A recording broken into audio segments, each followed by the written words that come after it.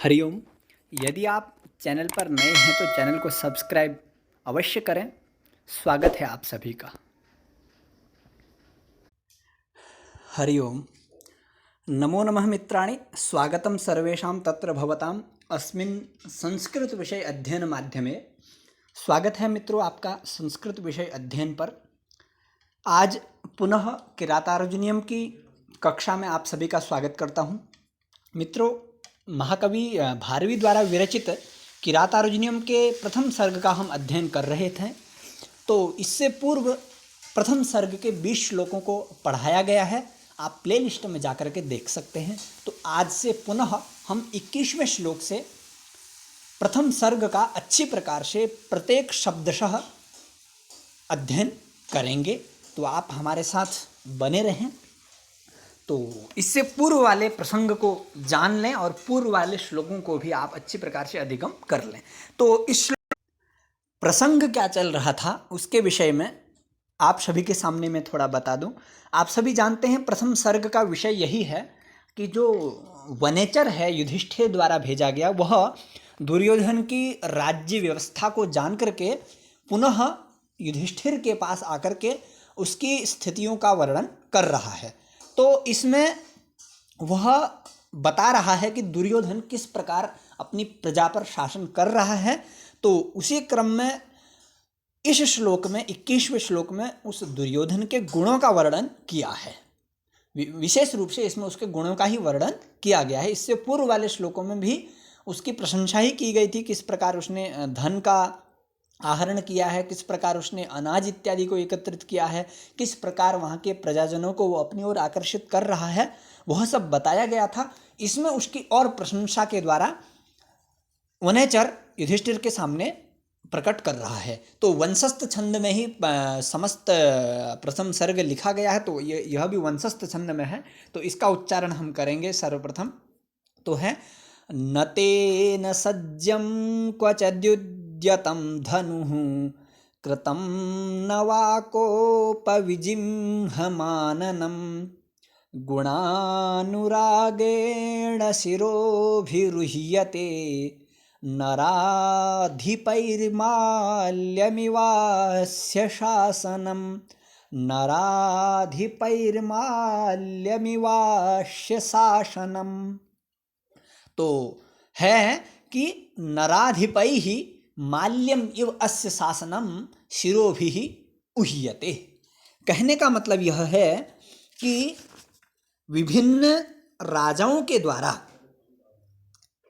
जो समस्त पृथ्वी में राजा लोग हैं बड़े बड़े, उनके द्वारा इसका शासन जो है, इसके शासन के गुण जो हैं माला के समान अपने सिरों के माध्यम से धारण किए जा रहे हैं। अर्थात यह इतना गुणी हो चुका है कि माला के समान लोग इसके गुणों को अपने सिर पर धारण कर रहे हैं।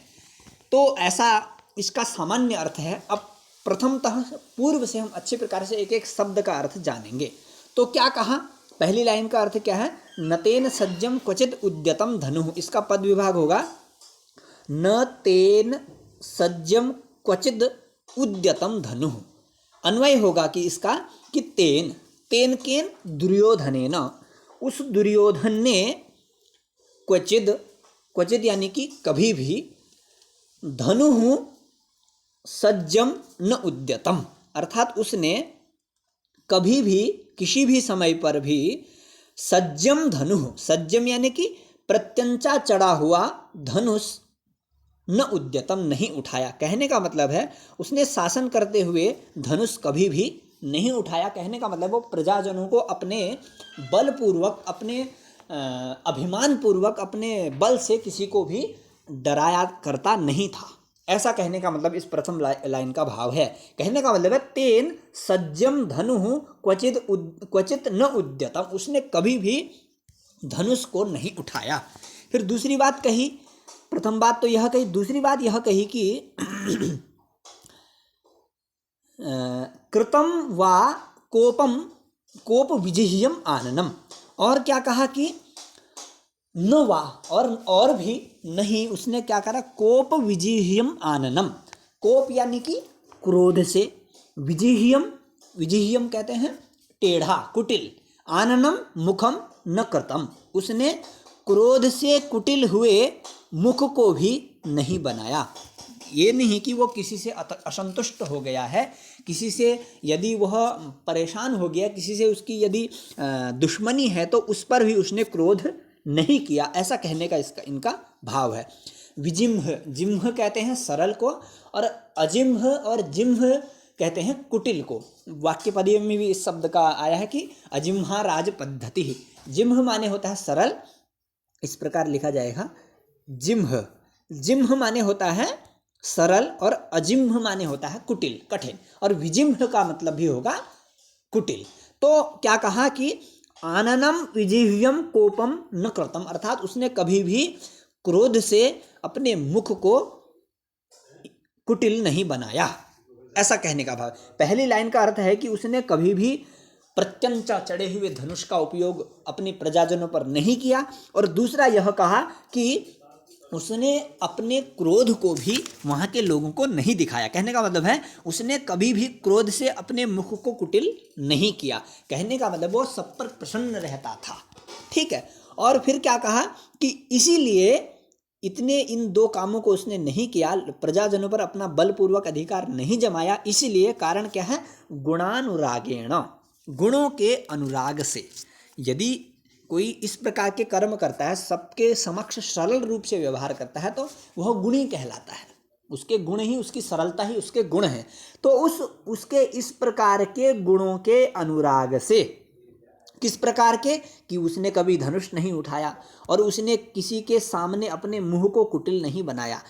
इस प्रकार के गुणों के अनुराग से, इसके गुणों के अनुराग हो जाने के कारण नराधिपैहि, नराधिपैहि अर्थात नराणाम अधिपाः ये ते नराधिपाः तैहि नराधिपैहि, उन नराधिपों के द्वारा, अर्थात समस्त क्षेत्र के, समस्त पृथ्वी के राजाओं के द्वारा अस्य शासनम, अस्य कस्य, तस्य दुर्योधनस्य शासनम, उन राजाओं के द्वारा उसका शासन, गुणानुरागेण, उसके गुणों का अनुराग हो जाने के कारण, माल्यम इव, माल्यम इव, माल्यम कहते हैं माला को, इव यानी कि समान, उपमावाची शब्द है।